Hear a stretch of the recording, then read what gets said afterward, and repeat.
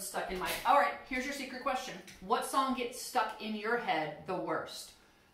Because for me, it's Country Roads, maybe, by John Denver. All right, I know I said that I was going to talk about diverging lenses first, but then I decided I wanted to do something else instead. So we're going to do a second ray diagram, this time for an object that is inside the focal length of a converging lens.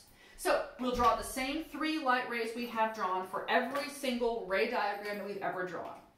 We're going to start with the principal ray. The principal ray is going to come in parallel to the principal axis, and then it's going to bend when it goes through the lens. And when a light ray that comes in parallel to the principal axis goes through a converging lens, it bends to go through the focal point. So there it goes.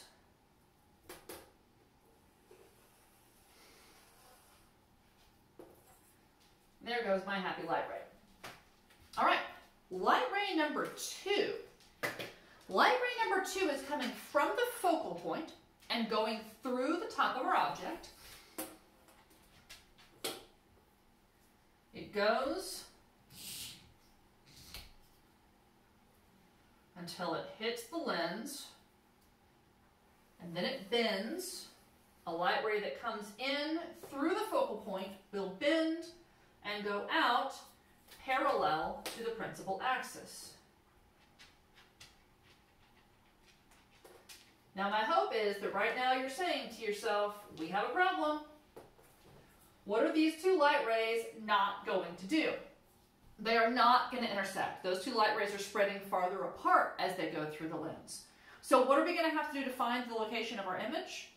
We're going to have to draw virtual light rays. We're going to have to figure out where these light rays appear to have come from, rather than figuring out where they actually are.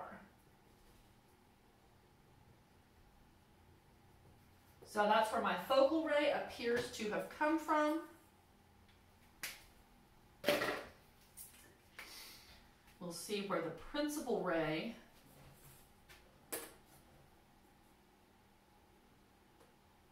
appears to have come from.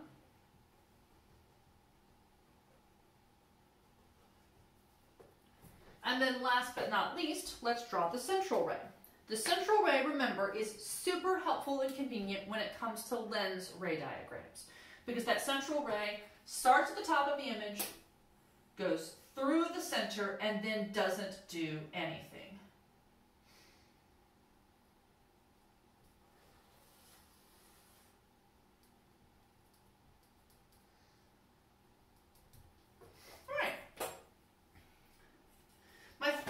Light rays are not meeting up maybe as nicely as they could, probably because one of my parallel lines is not actually very parallel. But it's pretty clear that they're intersecting back here.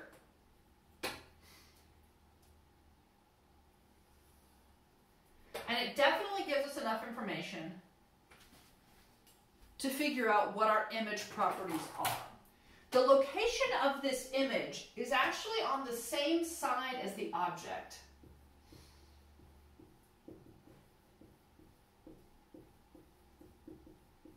And that's what's weird about it in terms of its location. Its orientation is upright. Its size is definitely larger. And how about its type? Its type is a virtual image. Anytime we have to draw those dotted light rays to figure out where the image is, we're going to end up with a virtual image.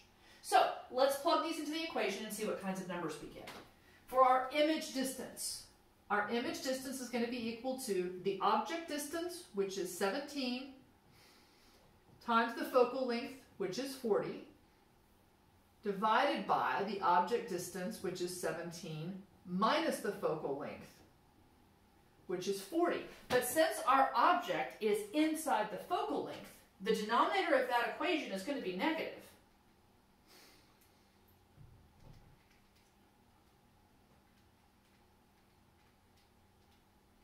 And sure enough, the image distance that we get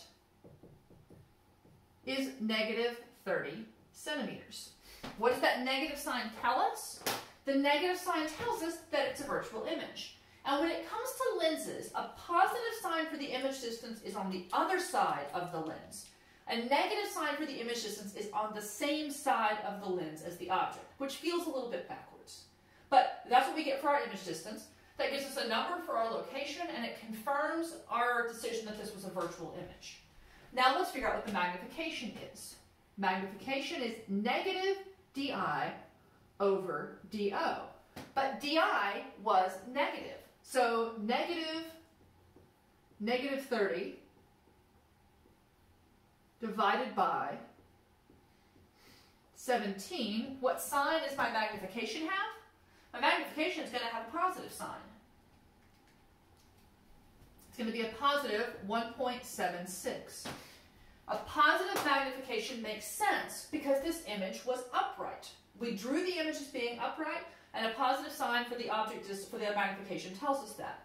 It's also going to give us a positive sign for the image height. Remember that image height is just equal to magnification times object height. So I had 7 centimeters times that 1.76 gives me about 12.4 centimeters in height, which looks pretty reasonable there. This is a magnifying glass, is what this is. So what we want to imagine is that our eye is on this side of the lens, we're holding the lens up like this, and we have some small object that we'd like to see. To see something clearly in a magnifying glass, you have to get the object pretty close up to the lens. And when you do that, the image that you see is larger than the object. That's how it magnifies. Cool, huh? I really wish that we had time to talk about how eyeglasses work. A lot of you wear glasses or contacts, which do basically the same thing.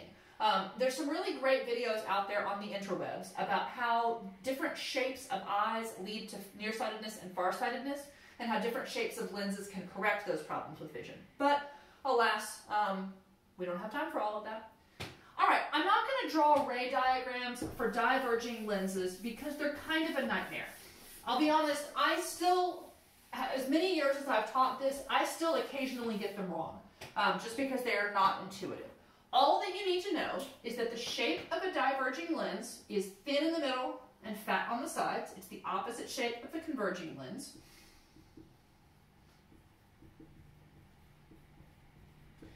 When light rays come through a diverging lens, they spread out instead of coming together, and the focal length for a diverging lens is always going to be negative. Just like a focal length for a diverging mirror had a negative sign. All right, that should actually be enough. You guys are going to have 2 similar assignments with lenses this week, just like the ones you had for mirrors last week. First, the optics bench, and then a concept builder, and that's what we're going to do. And then, towards the end of this week, you're going to write a quiz about the material that you've learned about light and mirrors and lenses. So look for some instructions on that later in the week. This will be the last video that you'll have for this part of the course, so I will see you again when we get to atomic physics and modern physics, which will be super fun. All right, y'all have a great week.